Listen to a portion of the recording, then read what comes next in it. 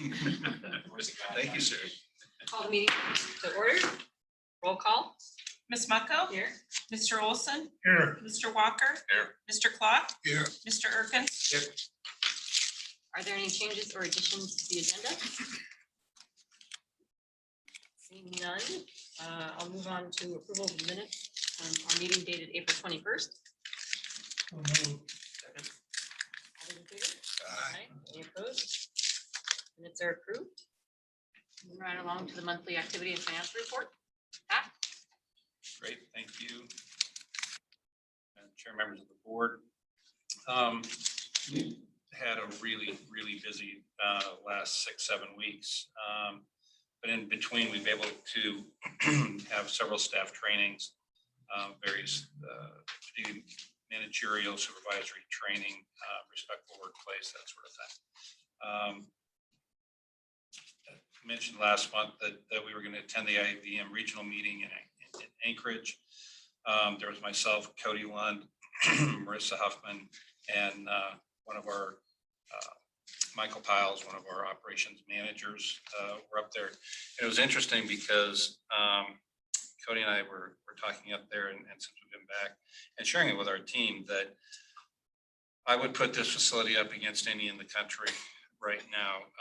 When we were talking about doing events of 11 and 1200, these people, and they're from Portland, Seattle, Saskatoon, Montana State, MSU was represented. So all over the Northwest, they were shocked, to say the least. And as we talked to our counterparts around the country, facilities across the country have heard, short of some of the cities who also came back, particularly in the Southeast, Florida, Georgia, a couple other states that also had been opened. But I can tell you how proud of the team I am in passing on. Hopefully you will share that. Even the events, and I know some of you have attended some of the local events that we've had in the last 3-4 weeks. They've been all hands on deck. Anything from, well, last Saturday was the smallest at 780 up to Boys and Girls Club at 1200. And again, all hands on deck, but they've done exceptionally well and had great customer feedback. So again, being around a group of our peers who are still struggling to get going, and the fact it almost became the Boise Center show on a couple of the breakout meetings, which is a little embarrassing because they're like, well, we're trying to do this and we're trying to do that. We were called for a dinner at 300 and we had to turn it down. And Cody and I are sort of looking at each other going, wow. Again, didn't say anything. It's only a matter, want it to come out right. That is certainly not arrogance or anything like that. It's just, we are so far ahead of so many other facilities. Not that there's not some strains on us, but we've been able to deliver, and I'm proud of the team. We've got the renovation plan underway for the ballroom here in West. We've dialed back sort of the grandiose vision of redecorating the ceiling and that sort of thing. So we're looking more just at the structure and safety issues and hanging points and that sort of thing. So hopefully in the next couple of months, we'll have that up for the board. We're going to have to spread it over the course of a couple of years, at least probably 20. We're going to do some things this August, small stuff, but then parts in December this year, and then rolling into 23. Well, it's 23 budget year, and then maybe into 24 to get it all done. Just because we're busy, we don't have the time, or we don't have the space open. Some of you attended the FAM for Helms Briscoe. That went really well. We had a couple of bookings out of that already. Meeting planners 5 years ago, they would have thought we were in Iowa. All of a sudden, they're really excited about being in Boise, Idaho. So again, come a long way on that one. Allie and Carrie led the first customer advisory group and invited some meeting planners from outside the area to come in, take a look at the facility, take a look at the community, see if there's some things that we're missing. And so that information. Madam Chair, Pat, quick question. What is the customer advisory group? Sorry, I missed that meeting. No, you're good. Allie and Carrie and I talked months ago about creating a customer advisory panel or group that would be people who, for the most part, haven't met here before. There was one local meeting planner who had held events here, but the other was, there were 8 total, but I think there were 5 from outside the area who had never been here before. And so they were invited in to, as a, just a fresh set of eyes, sort of, instead of being a family like Helms Briscoe, where you're coming in and you're trying to get them to hold meetings here. This was to bring in a fresh set of eyes and say, what are we missing? Is there something, is there a market where we should be looking at? Is there something, a demographic that we haven't gone after? So it was more of a, tell us what you think. So they meet by Zoom, I No. take it? No, they were here. It was an invitation only. I mean, it was a very select group, very intentional group of people that were invited. There was a meeting planner who works for the Washington State University system, who has had, she has overseen the selection of Boise before, but hadn't been here. And unfortunately, because it's a government entity and it was over $50, she couldn't attend because it was considered a gift. So, Remember those days. yeah, so unfortunately, she wasn't able to attend, but everybody else, and again, that's when we were in Anchorage, so I missed that group. But Carrie and Ally are doing some wrap up on that, so. Good idea. Get that. So again, it's nothing new in the industry. It's certainly been done by other facilities, other cities.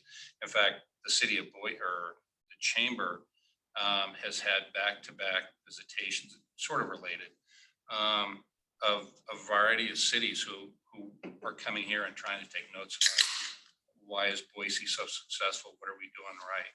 I think it might be kind of interesting maybe to have Bill at one of the next couple of months board meetings, if it's okay with you all, just to come as a sort of a guest and let you know what that looks like. I know several years ago, some of us went to Oklahoma City. It's been several years ago. A couple of board members, myself, as a sister city visit. So there's a lot of that going on. I'm not sure about Boise being invited back to their cities, but not because we need to. They're all coming here. Thanks, Matt. Just again, as I try to do, example of some of the galas that we've had over the last 3 weeks. So the room sets have been great. As you know, pardon me, we look at the opportunity. This is the Helms Briscoe FAM event. Excuse me, Madam Chair. Ally, I mentioned this to you at the event. I sat with a professor from the University of Montana named Sarah Hayden. I'm not exactly sure what their affiliation was, but they liked everything about it, but she says we can't come here because of the politics. Is that a feedback we receive very often? What was she objecting to? The transgender bills, what she perceived as anti-LBQ, the abortion bill. Right. You know, that was a topic a couple of years ago when the legislature first passed the transgender bill here. The California put us on a no visit list. But I don't know, Ally, I'll defer to you. I'm not aware that it's been a big hurdle or anything, and we do hear it occasionally. In fact, one of the sales managers was in Portland probably 3 years ago, and again looking targeting specifically LGBTQ type of events and that sort of thing, and they said that we didn't have enough of a population here to bring it here. At the time, it wasn't the politics; it was just the number of people apparently. But that's changed, I think, with the transgender bill. Pat, I'm sorry, Madam Chair. I think I'm gonna have to disagree with you on that. That no visit policy was because of the transgender bill that they had passed in the legislature, wasn't it? Yes, we were talking two different things, though. The question about the transgender bill becoming a political issue, absolutely, and it was the California ban. Prior to that, though, it was the popular, again, when the sales manager was meeting with these folks out of Portland, meeting planners for the LGBTQ community, they just said that there wasn't enough of a LG community here to bring a big convention here. So again, two different things, one not related to the other. But Ally, from a, So that in particular, in general, I should say, we haven't been faced with a lot of lost business due to politics. I mean, they're usually pretty specific. That Western States Communication Association, transgender was on their radar, as was that critical race theory. I hear where there's oversight in the curriculum. They see it as overstepping boundaries, or politics is getting into the classroom and what drives the curriculum, what teachers can and can't teach. And so Idaho and Texas in particular were named in their parent organization as states that present challenges because of that particular topic. And so I think that was a big one for Western States Communication Association. And so what is their business? What's their industry? Is it in education? Is that why they're attuned to that? and both of the women who were here are professors at the University of Montana. I see. Okay.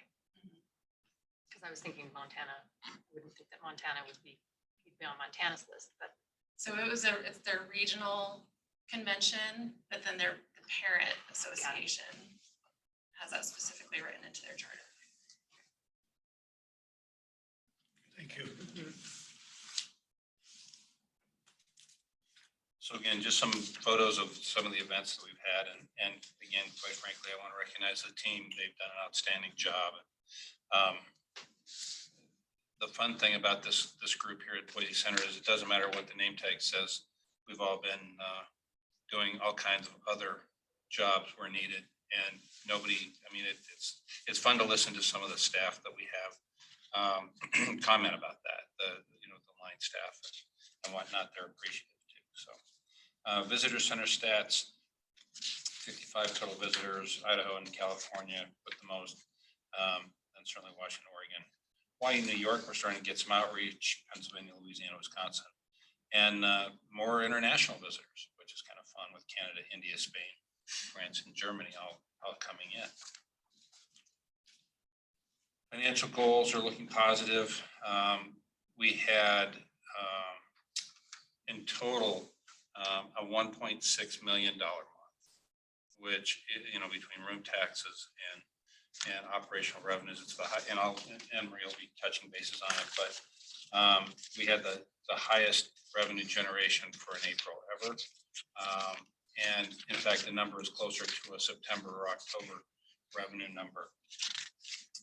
If you look at the additional capital needs, the 10 million, again, I talk about this every month, but that's probably going to come down because, again, as we look at the biggest chunk in that is the ballroom. And so it's going to be probably 6 million over the course of 3 years. So about 2 million a year. But again, as I try to note, making sure that people who look at our financials, while they might look at the top line and say, boy, we've got all this cash, that there is definitely a plan for that cash, and that we try to lay that out and make sure everybody's aware of it so there's no surprises, and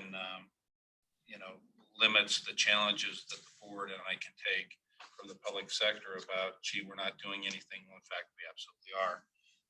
So that's the point of this particular slide.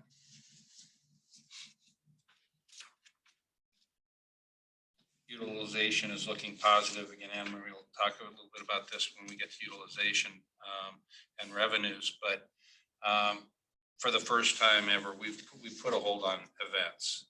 So we're not booking anything else short term or into the fall. Now, with that being said, sounds kind of harsh, but quite frankly, we only have 3 dark days in October already. We have 4 dark days in November, and they're doing back to back. In fact, a couple of those are Sundays as well. October is Halloween and 2 Sundays. So what we're trying to do is take a hard look at our staffing. And as I mentioned, over the last 6 weeks, we've stretched the rubber band about as tight as, frankly, I'm willing to stretch it. before it breaks. Everybody's been putting in a ton of time. Departments are stressed. And again, with all that being said, we still look to have a record summer. Again, when Anne Marie gets the financial, we'll talk a little bit more about it, but we're still probably gonna hit the occupancy numbers and the number of events by the time the year ends. Short-term, and really it's boiling down to short-term demand. So when I'm putting a hold, it's just on the new short-term events that we just can't squeeze in. Or if we try to pigeonhole them, it's gonna be such a strain on the staff that I don't know that our reputation is worth sacrificing. So we're gonna continue to monitor it. We also want to wait and see how the final shakeout of the BSU students are. Last Saturday night when we served 780 for the Jaden DeLuca Foundation, very fun, formal event. We had some of the college folks who just graduated working with us, but a couple of them are going home. A couple of them are going to start their new careers in June. So we're waiting to see just what the final shakeout is for the summer. And we'll move forward with more with that. So I'll keep you posted on that as we move along, but most of these numbers we're still going to hit for the year. The hotel stats, we had a record April room tax revenue of over almost 900,000. Never ever happened in April before. The next highest April was about 680. And I want to say that was 2019. Demand and rates continue to drive the market. I mean,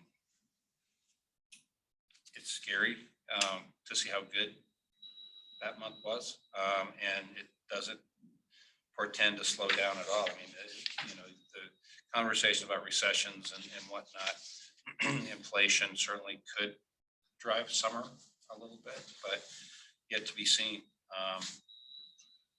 We're definitely on pace to exceed our budget room tax revenues for this year by a significant amount. In fact, this could be a record year. Madam Chair, Pat, has anybody here studied or forecast how long this can keep growing? I mean, is there a point where we start getting diminishing returns? Have you studied any of that? I know I don't have a Or is crystal anybody? ball like that, and I haven't heard anything about the market. Everything I read currently, Boise is on the top list for just about everything positive, from the perspective, of course. Well, Boise made the New York Times last week about the politics in Idaho. But Boise was mentioned as a little different than the rest of the state, but it's changing. Well, again, from a growth perspective, rental rates, housing challenges, best place to meet, best place outdoors. I mean, so no, I'm not aware of any study that's been done that, sees the end in sight. I was just curious if Yeah. anyone has looked at that. I'm sure the university probably has. Certainly worth looking at from our perspective, and I'll look into it. But so far, all I've heard is it's going to keep Because the going. hotel revenue accounts for how much of our gross? Well, last year was 8.2 million.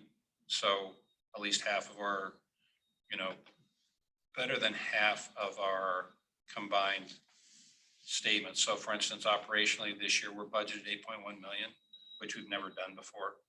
And we're budgeted 8.1 and change for room tax revenues. Room tax revenues right now are pacing at 9 million for the year. We're that much over prior year.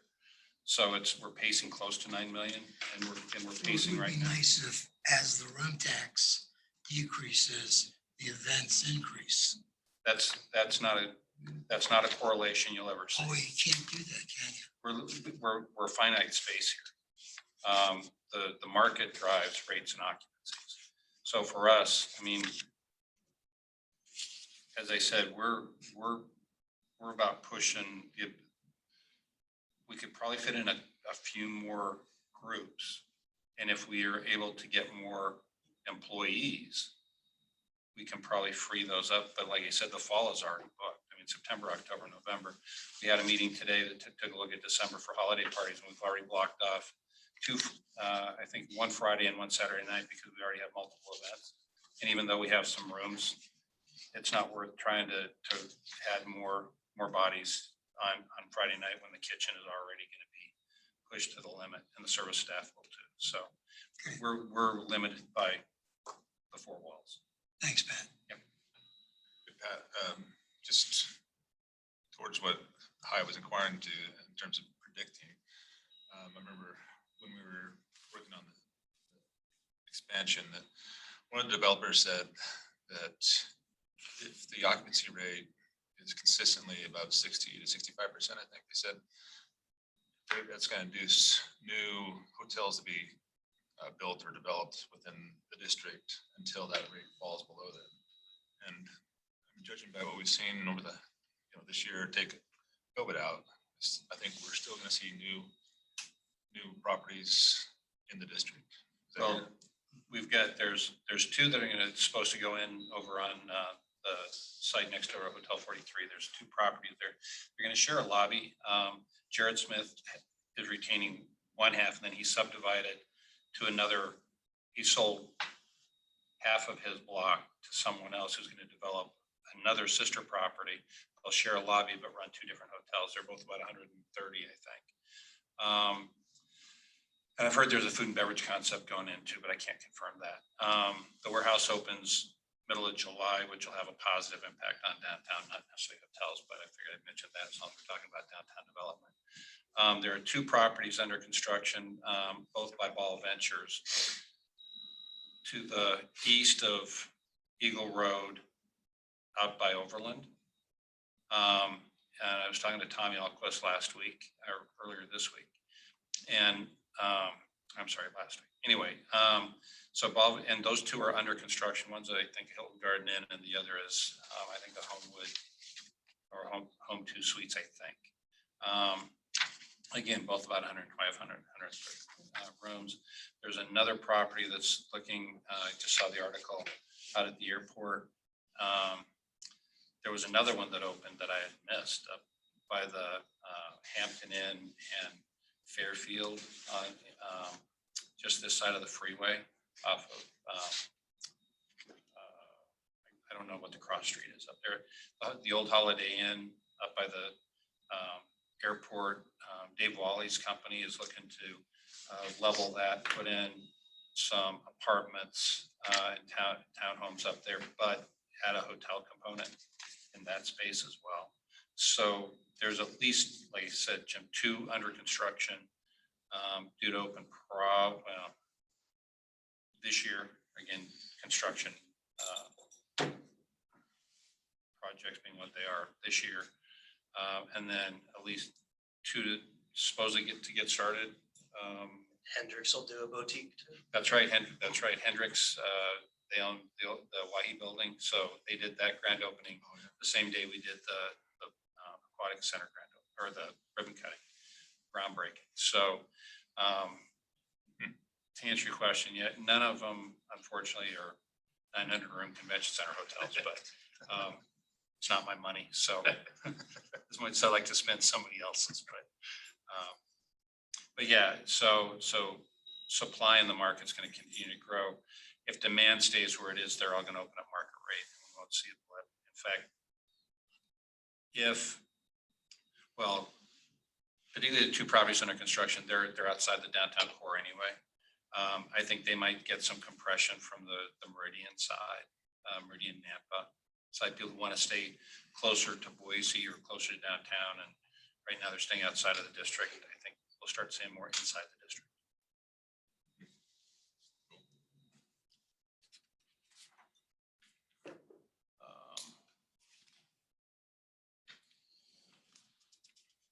Talked about that.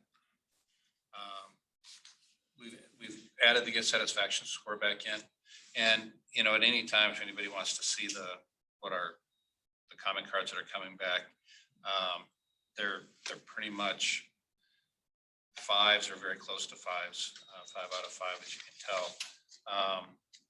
4.7 so far. Not a whole lot of hiccups, which I'm proud of. We don't do everything right all the time, that's for sure, but for the most part, I think the team does an outstanding job, and I think it shows in our guest satisfaction comments coming back, and again, I'm happy to make those available for it anytime. Demand and rivers, we've kind of already talked about that. You see the green line. We just don't see it slowing down anytime soon. In fact, there's a couple of hotels in the market now who don't want to have anything to do with conventions because, at least for the summertime, because they have pent up demand for their own section of the markets, staycations, family reunions, weddings, that sort of thing. There's a couple of properties, one in particular that's their whole summer demographic, and they really don't need nor want to participate in convention blocks because they don't need it. So their rates are the demand is already there, and they're getting the rates that they want. So good news. I mean, again, double-edged sword for us. While we're on this, I'll mention to you all that I'm trying to put together a meeting with Carrie, Allie, and then Andrew from the CVB. I think it's time to have a group meeting with the hotel owners and GMs, maybe the DOSs, but try to invite even the owners, we could at least get the key stakeholders involved around the table. The challenge that we're facing is getting blocks for future conventions.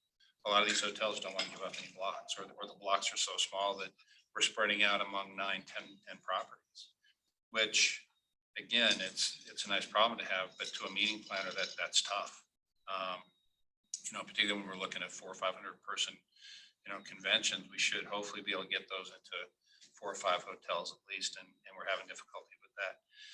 So what I want to do is sit down with the stakeholders and say, where are you going? What are we going to be looking at in the future? How many, if you want us to continue to drive convention into this market, you all have to play and get a feel for what their philosophy is. There's a couple of hotels that won't do room blocks up to a year out, some up to 6 months out, which makes it impossible for convention, planners, meeting planners to plan where their people are going to stay. They need to know further out. So trying to be proactive, make it very positive, but let them know we're very successful right now in booking future business. There's a lot of meeting planners, as you've heard me say, that have been sort of holding off. And I think by the end of this year, we're going to see a lot of contracts being signed for 24, 25. 23 is already looking very busy. So we need those hotel partners if we're going to continue to block these conventions. And we need it to be a partnership. So I'm working on that right now.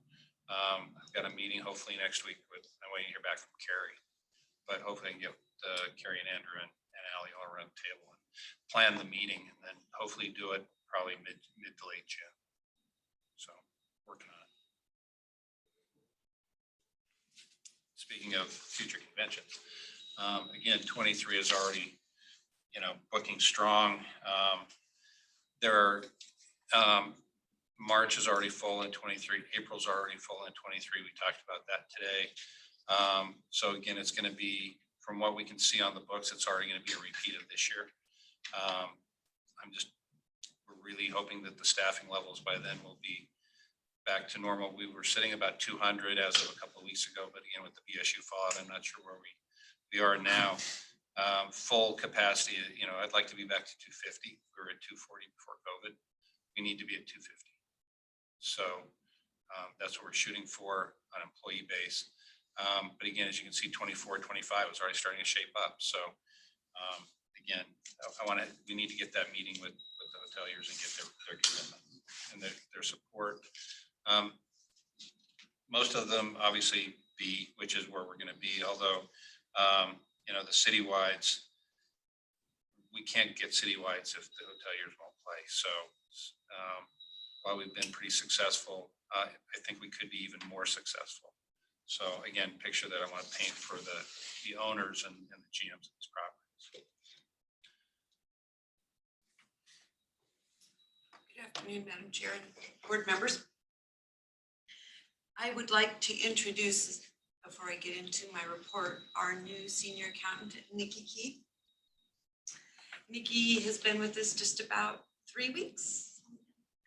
We've dubbed her into our month-end closing with no warning that Joanne is retiring, and Joanne has graciously agreed to stay on and help for as long as we need her to help Nikki transition through month-end closing, but we're extremely happy to have her on board. So I just wanted to. Where have you come from? I was with Interstate Trailers for the past year when we moved to Idaho, back to Idaho. Originally from Oregon, lived here about 15 years ago, actually 18 years ago now. My husband coached at Northwest Nazarene baseball, so we moved quite a bit with his baseball. But I was the assistant controller for Interstate Trailers for the last year, and glad to be here. Thank you. You have a CFO background, right? Yeah, I was with, before that, I was with a manufacturing company, was their CFO and controller.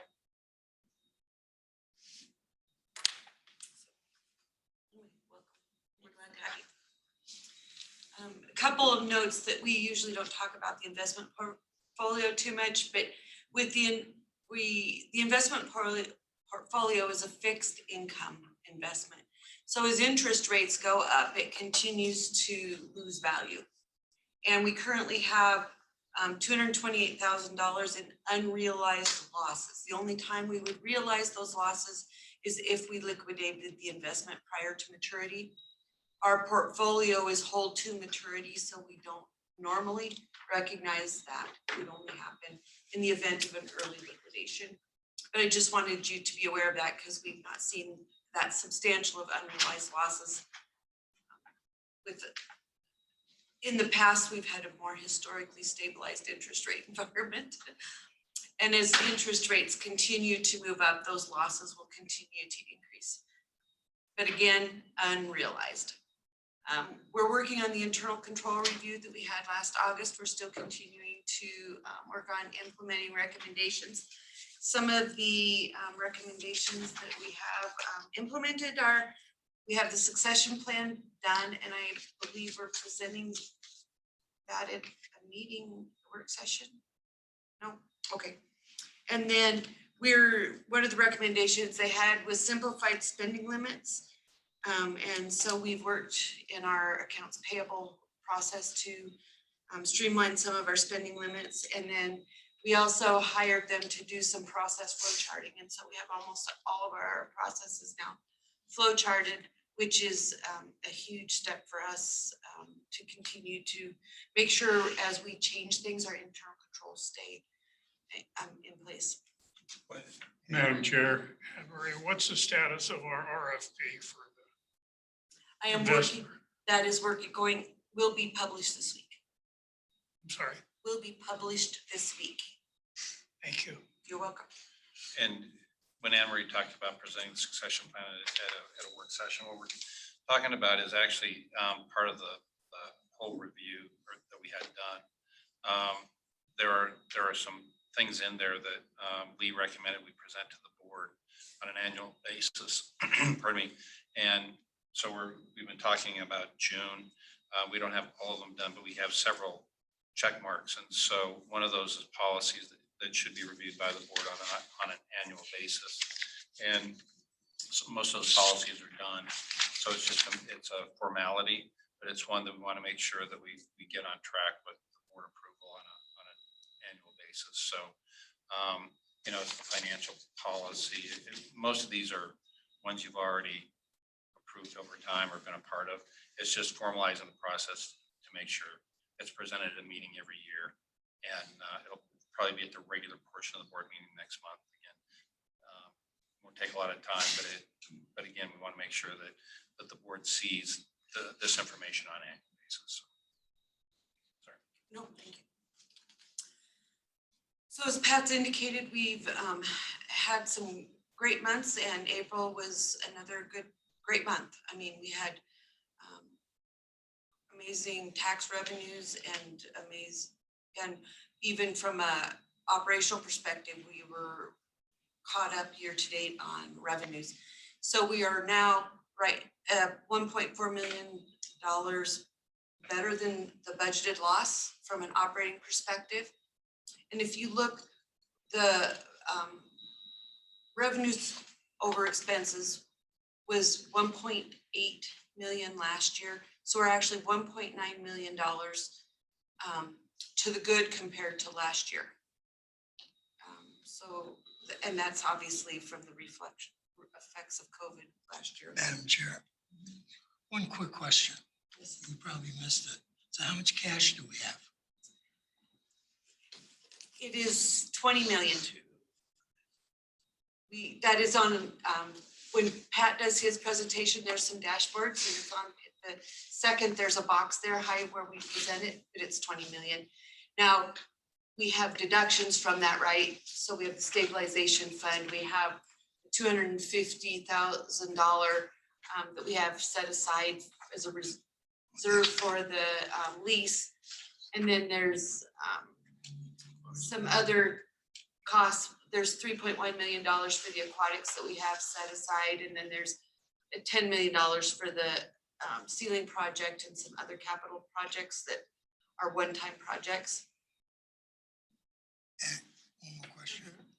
The line item that you have for revenues for the aquatic center, what is that? They pay a rent. So we bill them every month. It's a 5% of how much money. The agreement was we bought the land, so it's 5% of the land value. And then once the buildings and the construction are done, then it'll bump up again to a higher level to be 5%. So it's really set so that the return's 5%. Thank you. Madam Chair, hi, the follow-up question is, in addition to the $20 million, how much capacity do we have? As of now, it's about 14 million. We have to, it's a 3-year, the lowest of 3 years tax revenues. So we have to get through the lowest year, which was 20. So it's going to take till the end of 23 for our bonding capacity to get bumped up.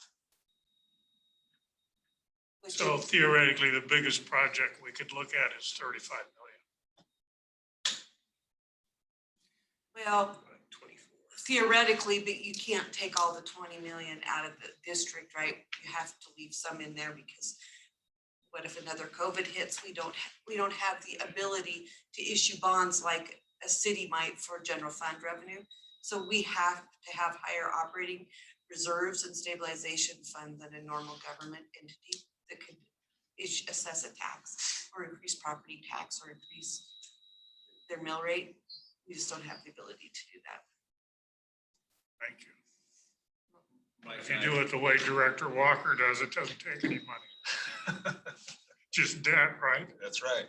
And I think you're looking at what it could potentially be after 24, right? Right, yeah, it'll be whenever April 2024 effectively, before we cycle out of the bad pandemic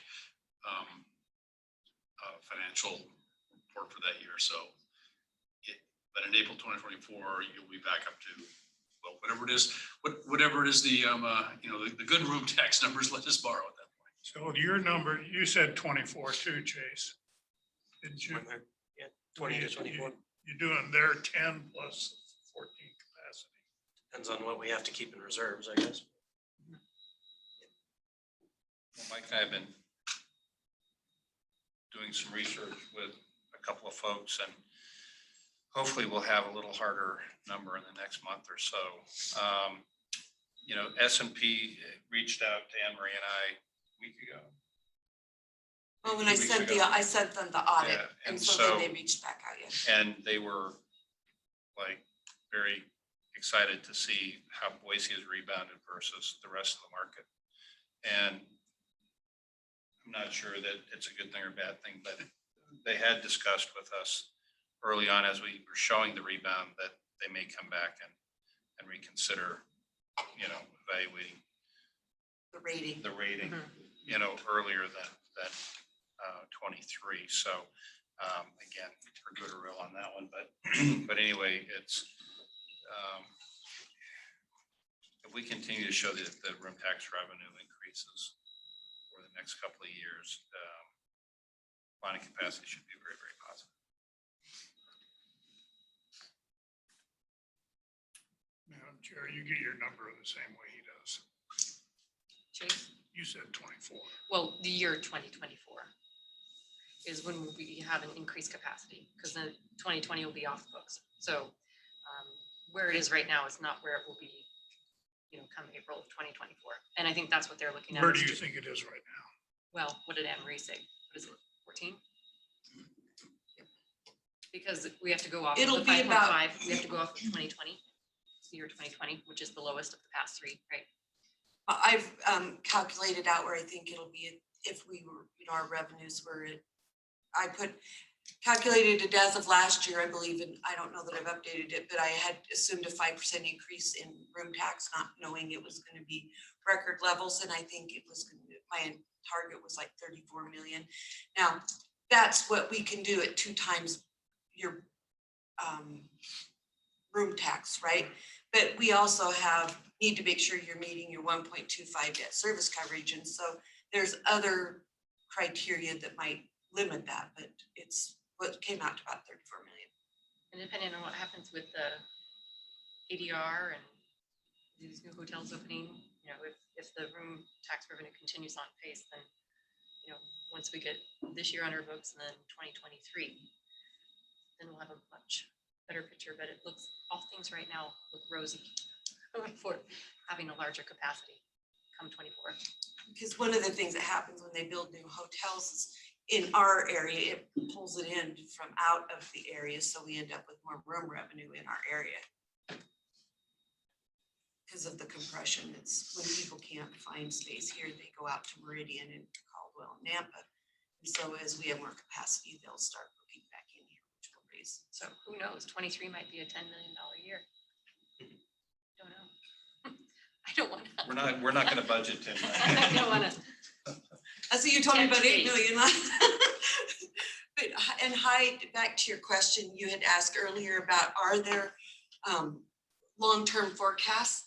I can't remember the name of the, and I'll send you the information, but there is a partnership here in the Valley that was formed, and they look at long-term one of them is Compass, but there's Compass. also another one that's through the chamber, I believe.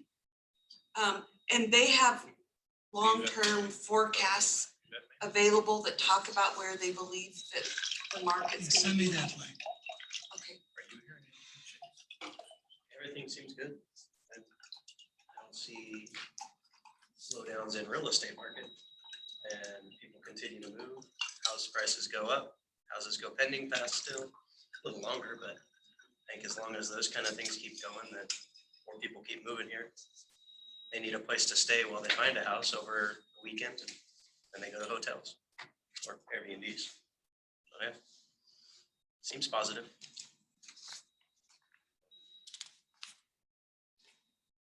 Okay, so this is, as Pat was referring to on the tax revenues, we're at 3.2 million. If you can see there, we were at $881,000 for the month. So right now, if we weren't over budget for any other month in room tax, we would end up at 8.7.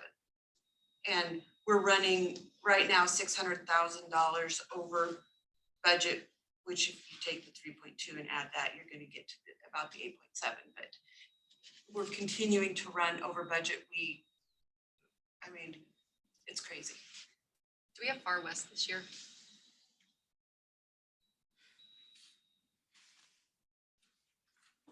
So that's the good, and expenses continue to maintain. From an operating revenue perspective, this was our #1 revenue for March. Our monthly revenue was 872,000. We were over budget by 166,000, and it was top 5 months in revenue in the history of the center. The teams, as I indicate on here, the teams need a break. We are running significantly overtime as Pat's indicated, we have salaried staff that aren't normally operations working the events to support the operatings and the food and beverage staff. We're running about 25% less staff than historical, and we're running record revenue months. So it doesn't take much to figure out that the staff is tired. And then we continue to analyze the calendar for dates and times that we can fill in. And I know Pat had some additional information he wanted to provide here, so I'm going to turn this over to Pat. Well, pretty much what I said earlier. I mean, one of the things that we are proud of and notorious for is conservative forecasting. And considering September, October, November are already full.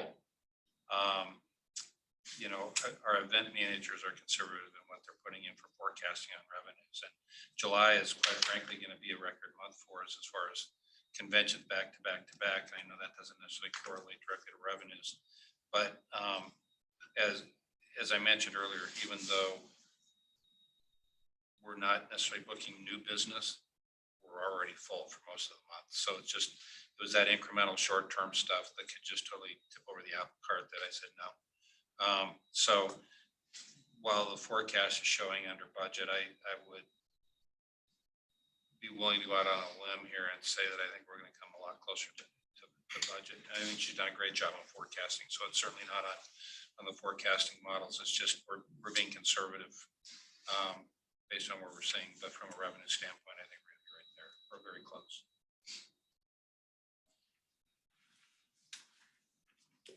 Even if we're not, there's not much else we can put in the building anyway, so.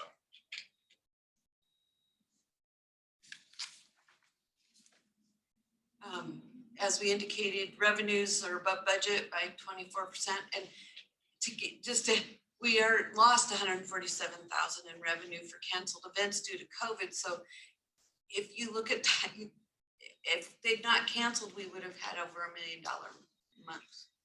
So the one thing we see is that the forecasted attendance is running a little low on some of the conventions and the banquets, which we have record revenues for AV, but the food is just running a little bit under budget due to those little lower than forecasted attendance. Our direct labor is doing well. Last month was high. This month is back more in line. We continue to try to fill in some of those positions with temporary services, which is obviously a higher cost than staff. Our food costs as a percentage of revenue also came in below budget this month. Again, property insurance continues to run higher than budget, and that's due to the industry increases. And then with the rising real estate market, our values of our real estate increases. And so we look at that every year to make sure that we're keeping the proper coverage in the event of an accident. And then repairs and maintenance are running above budget. I talk about this every month, but we raised the capitalization threshold, and I'll go over that in the next slide, but that ends up with more expenses up for repairs and maintenance where it might have been something that we would have capitalized prior. Year to date, our revenues of 3 million were on budget. Last month we were under budget, but with revenues being over budget this month, we've filled that gap again. Labor expense is running under budget despite the higher use of temporary services and overtime. We have some increased direct costs in our event security, our repairs, custodial supplies, and we had the Butte and Boise, some of the expenses from Butte and Boise that weren't budgeted, and so those have created a little bit of an increase in our direct costs. But overall, well maintained. Building expense, again, the capitalization threshold is carrying through year to date. Our condo fees have actually stabilized over the past couple of years. Since the inception, they've had a hard time budgeting from the condo fee level, and we've had some surprises after the end of the year that have caused some variance in the condo fees, and they're actually have got a good team in there, and they're budgeting well, and so our condo fees have leveled out, and they are more accurate in their forecasting. We are at a loss of 2.8 million, which is less than prior year by 915,000. So that's good news as well. Obviously, more revenues helps offset the sales, general and administrative costs, which reduces the loss. Square foot utilization, you can see in April that we had a record month in utilization, and that green, that optimal target range is our where we're trying to get to.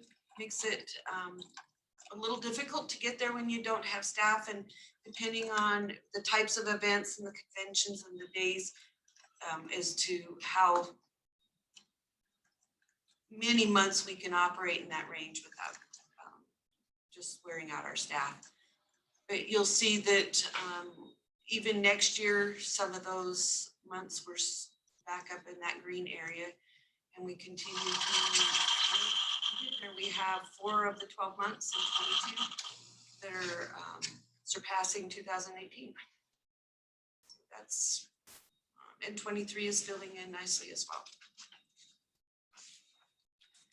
And then these are just an example of some of the repairs that historically, if they were over $1,000, so any one of these would have ended up being a capitalized. So your $21,000 in repairs that ended up being expensed. So that just gives you an idea of why the repairs are running over budget. And that is the end of my presentation. Are there any questions? I know we've talked about maybe getting a strategic planning meeting on the books sometime. I've reached out to 2 people to see who might be available for strategic planning. They're people that are known in the market. Phil Eastman, who we used before, I think passed away, actually. That's what I heard. So, but he's at the very least not able to do it. So I'd like to get a strategic planning meeting for probably late summer, July, August. So put that out as soon as. In fact, what I may try to do is I'll throw out to the board if they want to just take one day and do the strategic planning in the morning and then do the board and then just roll into the board meeting so that we're not requiring 2 days of meetings by the board. But there's several projects that the team and I put together as we look at opportunities, particularly once we're able to bond. We're landlocked here. So we're out of space basically. So what can we do to get creative on finding more space, new space? Where can we spend the money?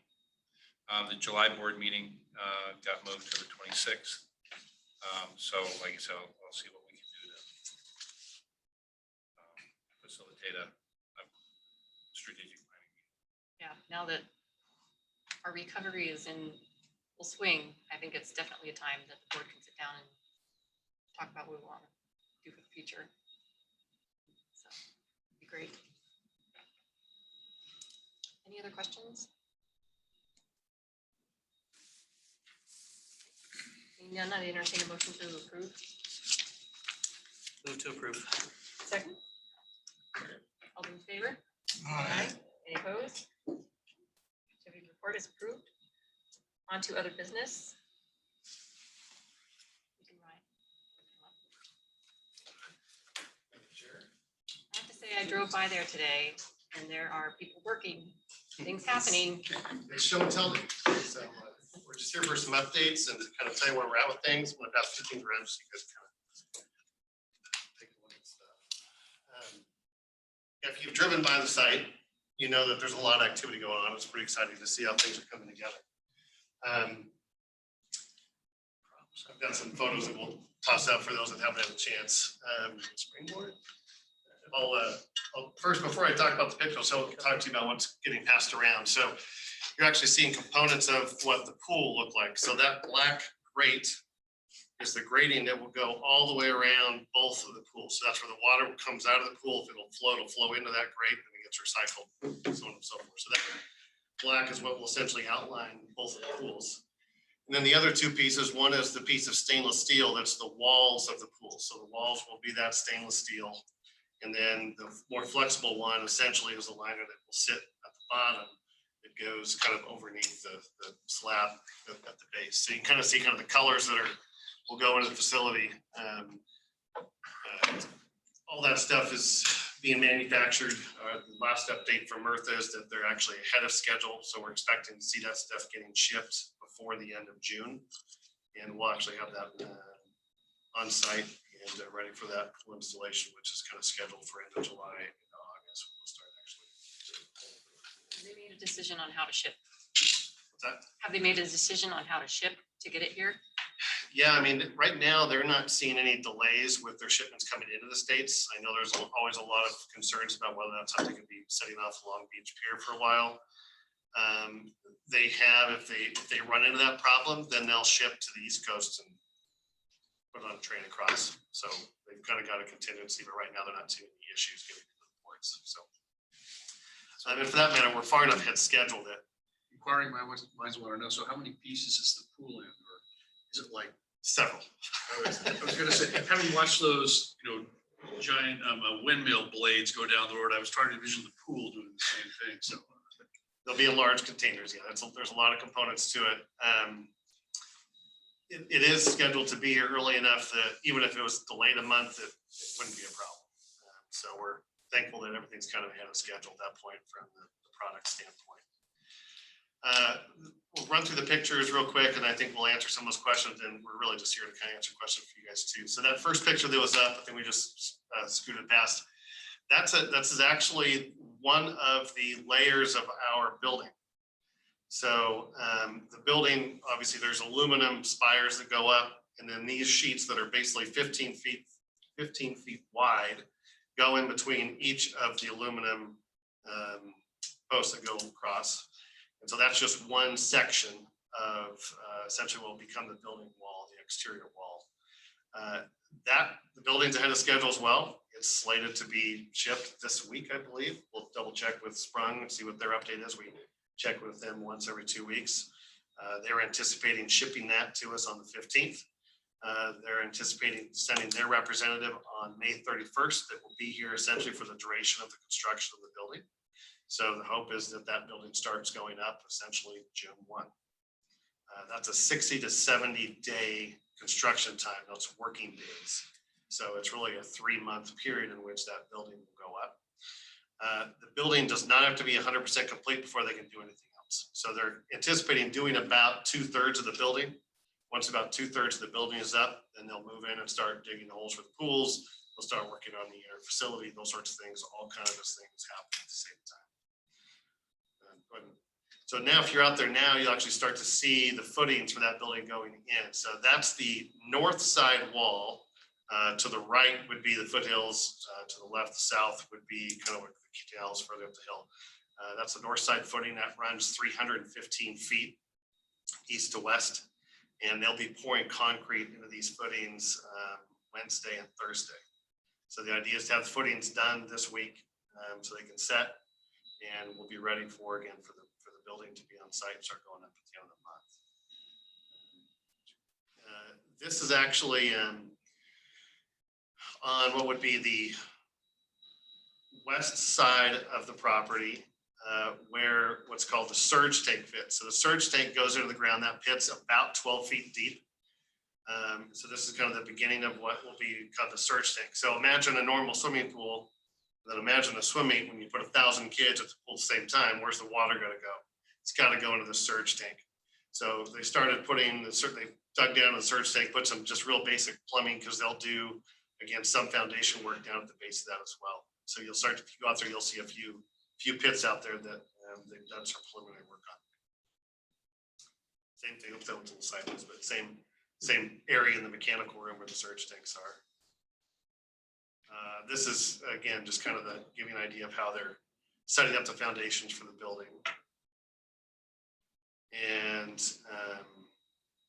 that's, I guess, looking towards the, gotta think directionally, southeast of the lot there. And you can see that trench is essentially the southern part of where the foundation will lay. So you'll see the remaining foundation rebar and whatnot go into that in the next couple days so that they can run the foundation on all of it.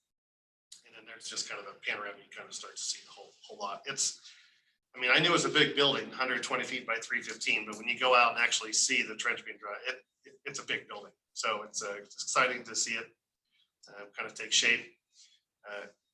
It's kind of hard to see this picture, but you'll see kind of in the foreground there's a couple of pits that have been kind of dug. And if you walk out there, you'll see some areas roped off. And really what they've done is they've dug down and do a couple additional test pits. So they've had Atlas, which did the geotechnical work for us before we purchased the property, has come out just to do some additional test pits.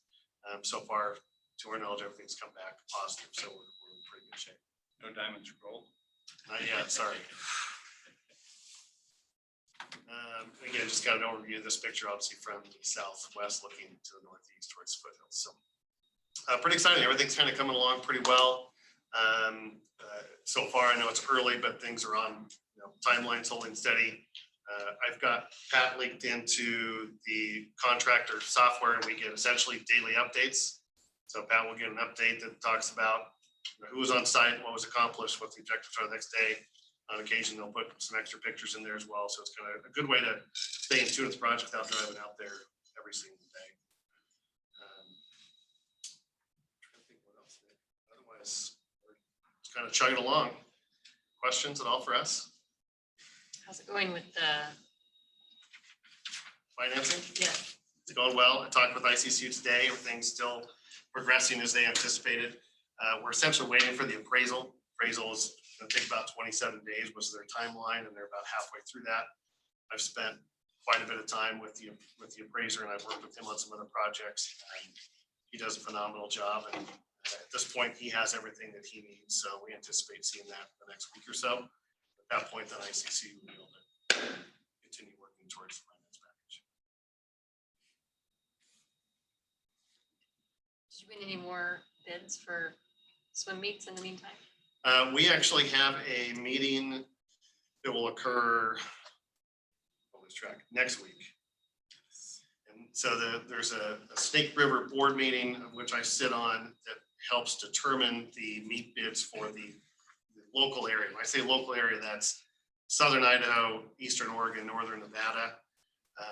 And there's a full bid process for there. So yeah, there's one of the clubs that will be a tenant of that has put in multiple bids for meets on the tail end of 2023. And then we anticipate, or our plan is to put in a bid for what will be that regional area. It's called Snake River Swimming for Snake River Swimming Summer Championship meet, which would be in the summer of 2024. We already have two big championship meets in 2023, so we don't want to put any other large meets in that block because it would essentially be back to back to back to back. So now we're looking at kind of the 2024 timeframe as well. We did just prior to this meeting have a call with another kind of regional area called Western Zone. That's the meeting we have scheduled for August of 2023. And they're in the process of planning the 2022 meet, which is in Elk Grove, California, just outside Sacramento. Also a brand new pool. So this will be the first major meet in their new pool. And then the next year will be kind of an opportunity to have the same meet here. A lot of excitement around kids being able to go to new locations and new facilities. So we're excited to see how that meet goes this year as well. Any questions? Okay, thanks for the update. Thanks for having us. Yes.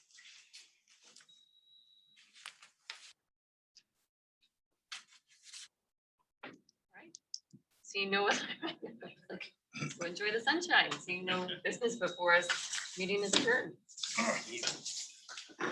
I'll vote for that.